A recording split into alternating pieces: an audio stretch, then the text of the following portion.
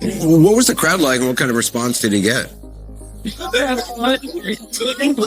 certainly a bigger crowd than I think Democrats would like to see, particularly given this is one of the bluest counties in the entire country. Now, one of the things that was interesting to me is that the Trump campaign said that they were going to micro-target to get people from the community to come to this rally.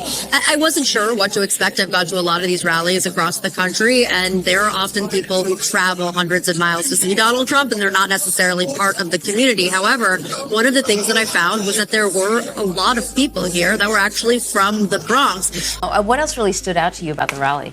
I will say this rally did look a lot like America. There was a lot of Asian voters there. There were a lot of Hispanic voters, a lot of black voters there, which is not typical for a Trump rally that I go to when I'm in Wisconsin or Michigan. Yeah. So that's what was fascinating. But it is a cross-section of New York. Exactly, exactly. And that's specifically why Trump was there yesterday. Those are key demographics that he sees are starting to break for him just a little bit. That door is opening for Hispanic voters to start voting for Trump in record numbers. They want to capitalize on that in this election. They think if they do, it'll spell success for them. The media was absolutely stunned by what happened in the Bronx. The Trump rally, depending upon whose estimate that you look at, could have been as high as 100,000 plus people. I don't know if that's true. That's what the fire marshal in New York said. They originally were hoping to get 3,500 people. What are the trends you're seeing among Hispanic voters this year? Yeah, so we saw a trend among Hispanic voters from 2016 to 2020 where they became less Democratic.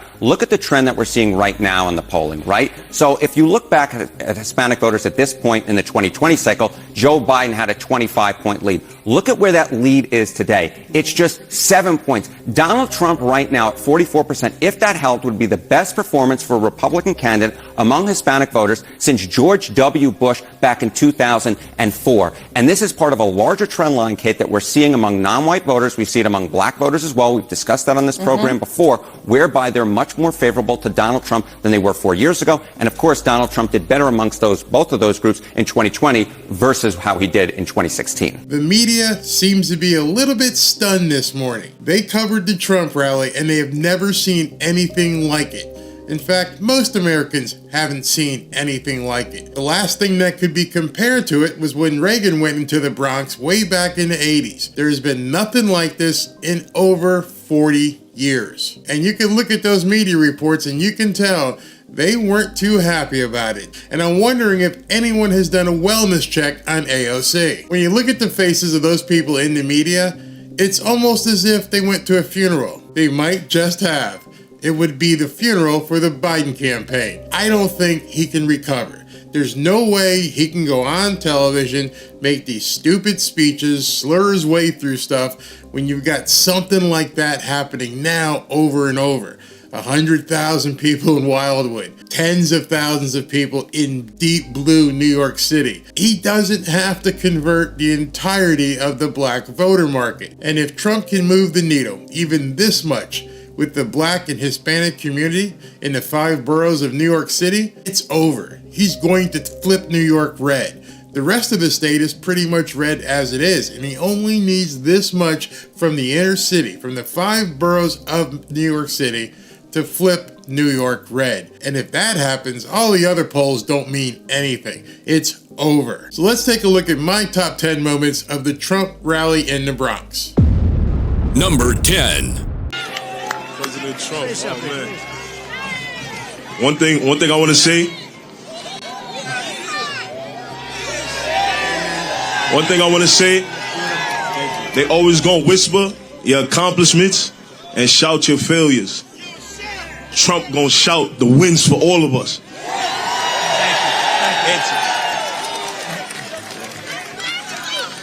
Make America great again. I appreciate it, man. Thank you. You know Trump was embraced when they could bring up a couple rappers on stage. A couple of black rappers came on stage and basically endorsed Donald Trump in the Bronx. Amazing. They had the grill working. Another guy had all kinds of bling. Trump loved it. That meant a lot. He shook hands. They embraced him. 2 black rappers come on the stage in the Bronx and they endorsed Donald Trump. Number 9. I'm from New York, and this is I always tell myself, I went to Wildwood on May 11th, And I said, Bronx? Oh, yeah, I'm going. That's awesome. And what does it mean to you that he showed up in a blue state, New York, I feel like he has guts. He's a New Yorker. I don't live too far from where he grew up. So I'm like, I have to go. I have to go show up for Donald Trump. He's in New York. Like, he has the guts. Do you remember the days of the Grateful Dead when Jerry Garcia used to build a massive following of deadheads, people who would follow him all over the country? This woman here, she reminds me of a deadhead. We're going to start calling them Trump heads. Number 8. What are you here for? I'm here to watch the Trump gathering rally here. What do you think about him being here? I think it's great. I think it's dope. I felt from my generation, from what I know, this is the first time president has actually came to the hood. I know presidents have came to the Bronx before, but we're talking about Woodlawn, Riverdale. He has came to Morrisania, South Bronx, the hood. So I respect that. How do you relate to people? You relate to people by going where they are, understanding how they live, understanding what makes them tick, what's bothering them. Trump went to the hood, and the hood responded. Number 7. I want to join you in having the Bronx great again. Please accept this Democrat, this black Puerto Rican with a kinky hair and a broken English. Please accept my endorsement for you as a president. Thank you very much.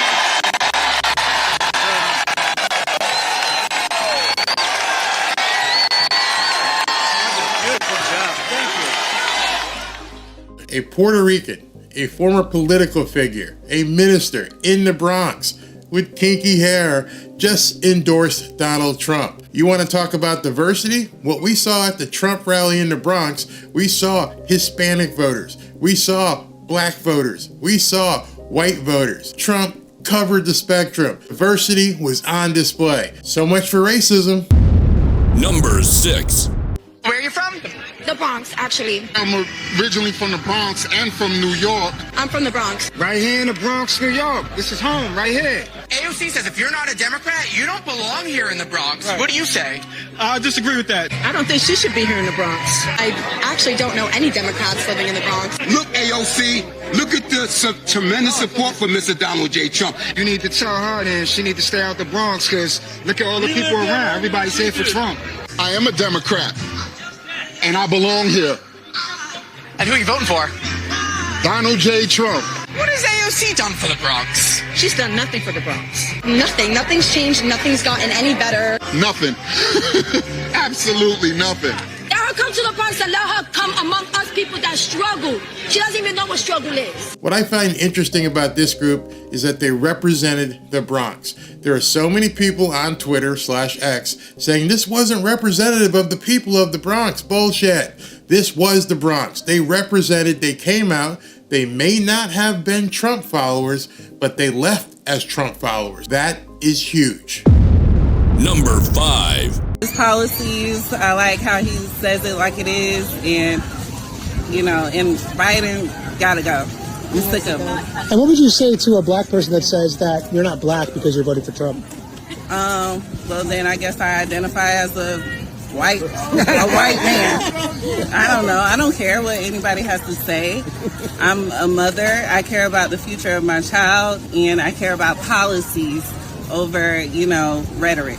I have to be careful with what I say right now. You're not supposed to talk about the trans movement, but this kind of trans movement, I'm all for. This was a transracial movement. This woman said, if you don't like what I have to say, well, that's too bad. It's just too bad on you. I'm identifying as a white man. You like that? Is that good enough for you? She put it back in their faces big time. She cares about her family, her young child. That's what matters. Forget all this other trans nuttery stuff. Don't get me in trouble with that. I'm talking about this woman who just identified as transracial. What do you got to say about that? Number 4. Joe Biden's policies has failed. It's failed us when in terms of the economy, in terms of his immigration, in terms of the environment. I mean, these policies only hurt black people. It doesn't help them. Are you surprised to see this much support in the South Bronx? You grew up here, you know the people, you know your neighbors. I doubt everybody out here is a Trump fan, right? Right. There are a lot of anti-Trump people in my neighborhood, but still, some of them believe and are coming to vote for Donald Trump because they believe in economic success and they believe in lowering crime. But the crime, the economy, and also immigration, what have you noticed with kind of the migrant crisis, specifically in New York alone? How has it impacted your neighborhood? Well, for one, are being transported to communities near me, to shelters near me, and that's upsetting. Why can't we help the homeless veterans instead, the homeless American veterans? Instead, we're helping That gentleman, he said everything there needed to be said, didn't he? He talked about what the problem is in the Bronx, as in most inner cities, what they're forcing onto these inner cities. AOC decided she was gonna go to a hotel and do a press conference and just welcome the newcomers with open arms and give them ATM cards and bus cards and everything else, Uber cards. And the people in the city were like, what the hell are you doing? Well, she's pushing people towards Donald Trump. You just saw that yourself. Number 3. We're looking for Donald Trump to deliver for our communities, to make the major investments. Let's replace the drugs and the guns with hammers and nails and drills and steel workers. Use our young men. Use our young men that are involved in the criminal justice system to rebuild the housing. Use them, pay them decent salary so they can afford to take care of their children and their family and help lift us up out of poverty. Keep your welfare. We don't want your welfare. We want jobs. Create jobs. Decent paying jobs. Educational opportunities. Initiatives that'll help our young men avoid incarceration. Stop letting them go back in the street to commit more crime. Put real initiatives in place that will save their lives. Sometimes jail, sometimes people are not arrested, they're rescued. So when we continuously have this revolving door, we're actually setting our young men and women up to be killed, to kill themselves or someone else. Don't mess with mama. That's what I have to say about this one. It's obvious that she's not alone in how she's feeling. I'm sure you can get that same story from people in Chicago, Detroit, Los Angeles. It's all across the country. The fentanyl, the gang violence. And if you notice, she didn't say, give me anything. She said, we need better jobs, higher paying jobs. I don't want to work at McDonald's. I don't want to clean your toilet. I want to build a career. I want to do something that's life-changing for my entire family. That's what Democrats don't understand. People don't want to be kept on a plantation and spoon-fed. Show us the opportunity, we'll take it. She's basically evidence of everything that the Democrats fear. Number 2. Say is that we absolutely must take our country back. And look at this crowd of people, a diverse group of people, but what ties us all together is our love of country. And we have so many people here that escaped from communist countries. I'm a descendant of slaves. My people fought so hard. They fought in World War II, even when they had no more rights. My father was a drill instructor in the United States Marine Corps during the Korean War era. I have to stand up for my country. This is a beautiful and great country, and we have to stand up and save it right now. All right, yeah. Go for America. Let's go. We must. We must. Yes. Amen. Hey, I came from Vietnam. I feel like I'm backed into it now. With Biden, we got to get rid of him. We can't turn into communism. Why is this happening? This is a scary country right now, and it used to be so great. Bring Trump back, please. Please. Everything was super cheap on the Donald Trump, and now everything is super expensive. We can't even ride the MTA in peace. Yeah, you just go to Roosevelt Avenue or the Roosevelt Hotel, you see immigrants over everywhere. The subways are becoming super dangerous. I mean, it's just getting extensively ridiculous, and everybody's noticing, especially here in New York. You got the most crooked set of government here with Eric Adams, who swaps and goes back and forth on everything he does, and then he says, "Oh, we got to make things better for the migrant crisis going on over here." When you're the one who caused it, you're the one who called this a sanctuary city. You, Hochul, Letitia James, Alvin Braggs, all of you guys are scumbags, all of you. And what we saw under Trump was absolute success from every corner. The greatest numbers of black unemployment, the lowest rates of inflation. I mean, everything is going up right now. I got a big truck and my gas is going high as all hell, and that's under Biden. You had to see Pelosi the other day had to act like the Trump's presidency was going down. Meanwhile, the host said, "Yeah, but those though." Right? And they have to kind of lie to the people to make us think that this is what it is. But it's all fun and games. It's all fun and games until we all find out what the truth is. Go ahead and put them in jail. Put them in jail and watch the persecuted people on the ground rise up and vote for him even harder. We're going to get the black community, the Latino community. We got Los Dominicanos over here. And we're going to show support until 2024 is over and Trump is back in that damn White House. Let's go.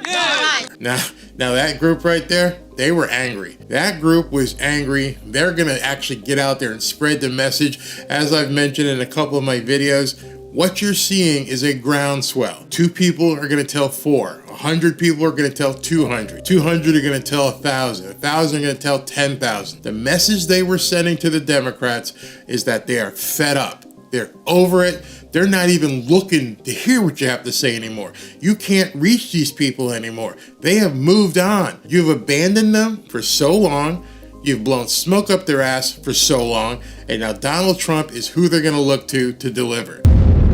Number 1. It doesn't matter whether you're black or brown or white or whatever the hell color you are. It doesn't matter. We are all Americans, and we're going to pull together as Americans.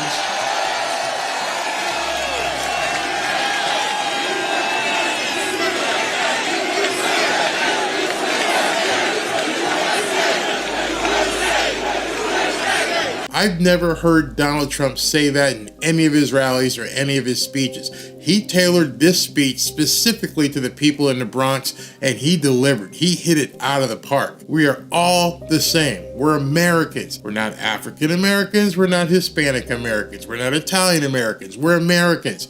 We all want the same thing. We want lower gas prices. We want cheaper groceries. We don't want interest rates out the wazoo. We want to be able to afford rent. We want to be able to make mortgage payments. We want to be safe. We don't want to have newcomers invading the country. All of that, everything, every single thing he spoke about Americans and basically the entire spectrum of people, white, black, whatever color you are, that's who he's for. And those people are what's going to deliver him to the White House. So I've got 2 pieces here to close the video, which were just completely moronic. Check out the protesters here.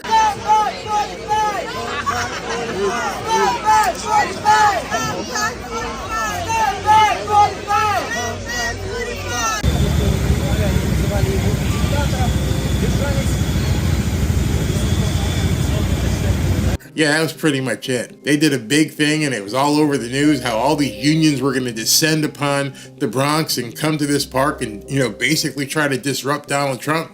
And that was your protest. Now, that could have been because the New York Police Department wasn't playing any games, and I'm sure there were some other security measures taken as well. But in addition to that, this wasn't the crowd for you to come out and mess around with. This wasn't a bunch of college kids. This wasn't a bunch of people on the street. This was the friggin' Bronx. You come in the Bronx, you're gonna get a fight back. If you start something, you can bet it's gonna get finished. And so these protesters were probably like, maybe we don't want to do this here in the Bronx, because that was pitiful. It was only surpassed by this last clip. Well, I'll tell you, it won't make a difference at all, Jake, and that is for Donald Trump to be the ringleader of and invite all his clowns to a place like the Bronx. New York will never, ever support Donald Trump for president. We know him better than anyone, and that means we understand what he's all about is just for himself. So this state will go solidly behind Joe Biden for president as it has in the past. So he wants to spend his time doing these made-up fake rallies and pretending their support here. Be my guest, because while you're doing that, Donald Trump, Joe Biden's out there on the other side making sure he's delivering for all Americans. And so go ahead, spend all your time you want in New York, because we'll be with Joe Biden, and Joe Biden's out there winning over the rest of the battleground states. What was the governor of New York City thinking? So we're all clowns. We are all clowns as far as you're concerned. That's what you want to say on the day that Donald Trump goes into the Bronx and delivers 10, 20, 30,000 people? That's what you want to say? You want to call your constituents clowns? Good luck with that. You just underscored everything he said. You just underscored everything about him. If you think that the people who support Donald Trump are clowns, I think you're going to find out something very soon. I think you're going to probably lose your job as well. You barely got in there last time. I think the people of New York are going to speak. These people aren't clowns. I can't think of a more ignorant thing that somebody could say about their own constituents. You're taking these people very lightly, but it's no different. It's no different than what you've been doing the entire time up in New York. You've taken your constituents for granted, and now they understand how bad they've been treated because they've been shown the light by Donald Trump. And I'm sure this won't be his last New York rally. I'm sure he's going to come back again even bigger. And then you'll have a full clown show for you to laugh at on television. Good luck with that. But before I close, I've got to show you this tweet that went up, which I think fully encapsulated everything the people in the Bronx felt. I don't know who this person is, and obviously they've got an anonymous profile, but this piece here is awesome. Let me read it to you. So Donald Trump held a huge, wildly successful rally in the Bronx today. That itself is in many ways remarkable. It really is. But what I find quite noteworthy is not what happened, but what didn't happen. Let me explain. The population in the Bronx is predominantly black and Hispanic. Like most of America's urban centers, the Bronx suffers from disproportionate amounts of crime, poverty, drug use, and gangs, none of which the Democrats pay any attention to. With that in mind, let me tell you what didn't happen at this rally. Number one, Trump didn't put on an affected fake accent of an AME Zion minister or Shishi Rodriguez, see Hillary. I ain't no ways tired, remember that crap? He was simply Trump, without airs or any patronizing words or thoughts. He did not tell people of the Bronx that they were victims. He told them that they were powerful and could solve their community's problems by themselves with the opportunity and the government's help. Number three, he didn't demonize any groups of Americans as the evil other ones. Like when Biden goes on stage and goes, oh, you know, those evil mega extremists. Yeah, he didn't do that. Yes, he criticized the failed policies of Democrats, which he should have, and poked fun at their foibles, but he reminded everyone that we are all Americans first, from coast to coast. Big message that Trump put out there.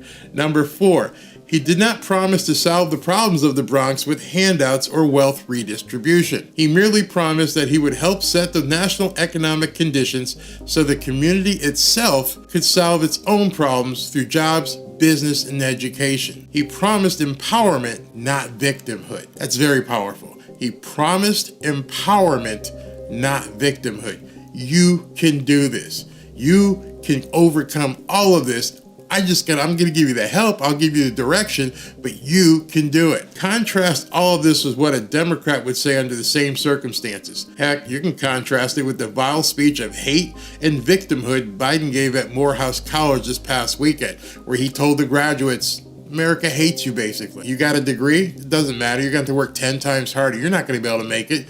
It was atrocious. The difference is stunning. What scares Democrats about this rally is that it shows them that the people whose votes they have taken for granted for many decades are starting to leave the Democrat plantation of victimhood in favor of the uplift, empowering message of Donald Trump and his aspiration to make America a place that is great again for all Americans. I wish I had wrote that. I wish I had been the person who posted that, because that specifically is the message that came out of the Trump rally in the Bronx.